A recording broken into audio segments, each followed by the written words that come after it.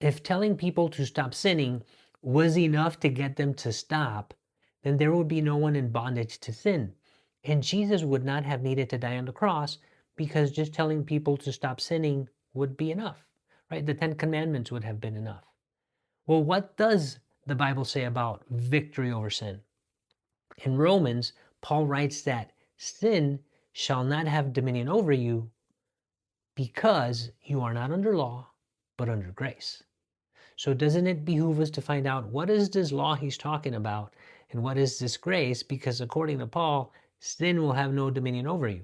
Well, if we keep reading, we find that Paul goes on to say that he is talking to those who know the law. And then a couple of verses later goes on to say, for I would not have known what coveting was unless the law had not said, thou shalt not covet. Bingo, we found the law he's talking about. That is only found in the 10 Commandments.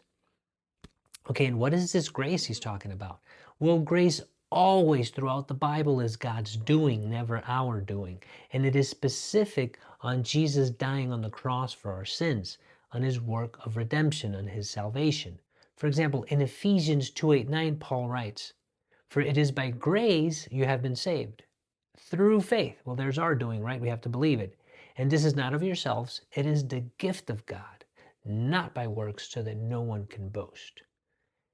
And then in Galatians, Paul writes something very similar when he says that if you are led by the Spirit, if you walk by the Spirit, you will not gratify the desires of the flesh.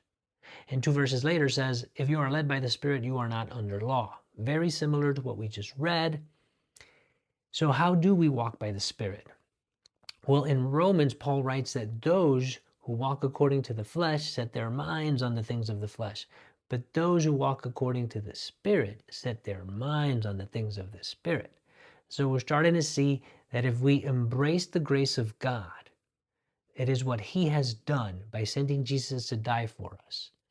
And if we keep our minds on the words of God, Jesus says this in the Gospel of John, these words that I speak to you, they are spirit and they are life. And so we embrace Jesus, his words, what he has done, the grace of God. According to these verses, sin will have no dominion over you and you will not gratify the desires of the flesh.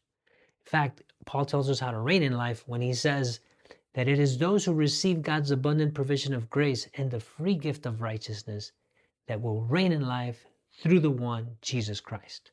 And when you reign in life, sin doesn't.